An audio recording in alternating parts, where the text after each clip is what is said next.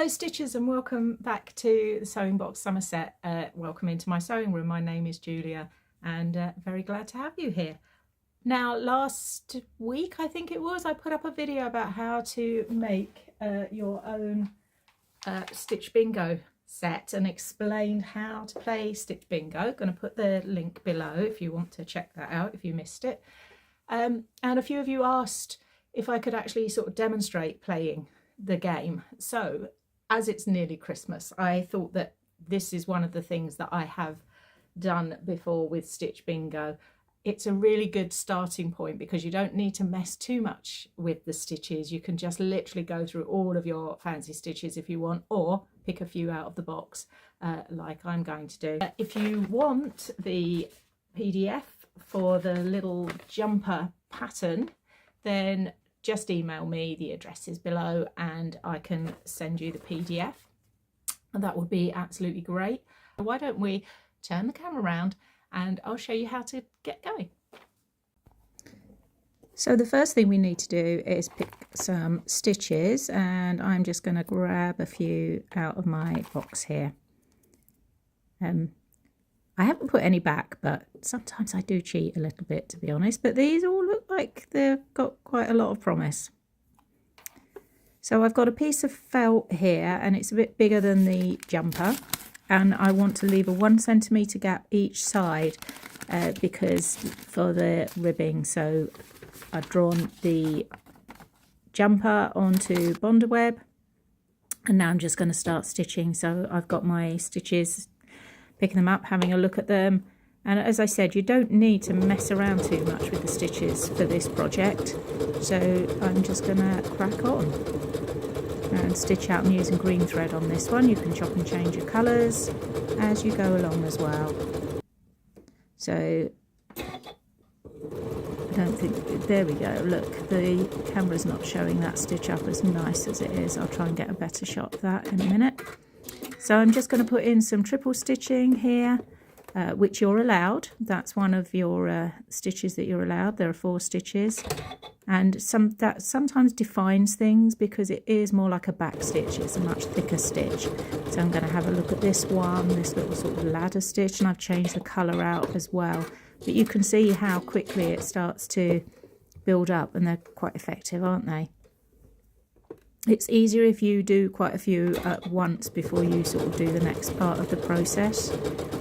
So I'm just going to stack those stitches as well, which means I can just put the same stitch on top. So I've lined up my foot, just the inside part of that foot with the top of the previous stitch as I go down. And then I can stitch that out.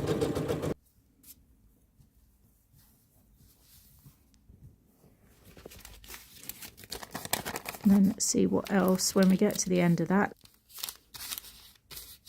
So I'm now putting the Bonder web on the back of my pieces of felt, and I'm lining it up here so that the bit that I haven't stitched, the top centimetre and the bottom one, are going to fit into the where we're going to do the ribbing. Okay, so do your best to do that. Once you've done one, you'll kind of see what I mean. And then the next thing to do is to iron it and press it until it's stuck. Give it a good old press,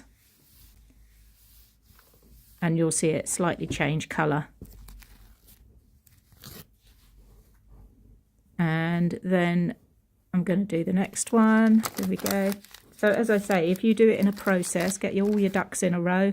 So I do all my stitching first, and then I can do all of this part as well, especially if you're doing bunting, because you'll probably be doing quite a few of those. So you can get sort of 6 or 7 done all at one time. Don't feel you need to necessarily change all those stitches every single time as well. So now I've got them done, the next thing to do will be to actually cut out the body of the jumper and the sleeves. Ready. So I've taken the backing off from the Bonder web, and I'm now putting it on another piece of felt, again slightly bigger, just sort of check it. I'm not going to give you sizes because it's depending how you print it out, to be honest, sometimes. But you can see how those raglan sleeves come together. And now I'm using grease-proof paper or baking paper here, and that's going to protect your iron. Felt does melt. It's really messy. Ask me how I know. So once you've done that, and again, I'm going to do all of them. So I've got everything ready to go.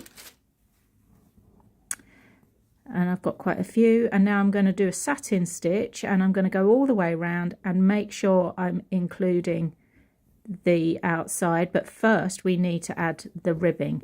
And I am cheating. I'm going to cheat, and I'm going to add in a blanket stitch because the blanket stitch is absolutely perfect for this. So I'm going to make sure my stitching is the right way up. And then that means the teeth to the top and the gums to the bottom. And then I'm going to stitch across the neck at the top. And then I've gone across the bottom as well. And I'm just doing the sleeves. And we should be good to go. Yep, just going to cut off all those little threads and things before I do the final stage so they don't get in the way. Right, so we are ready.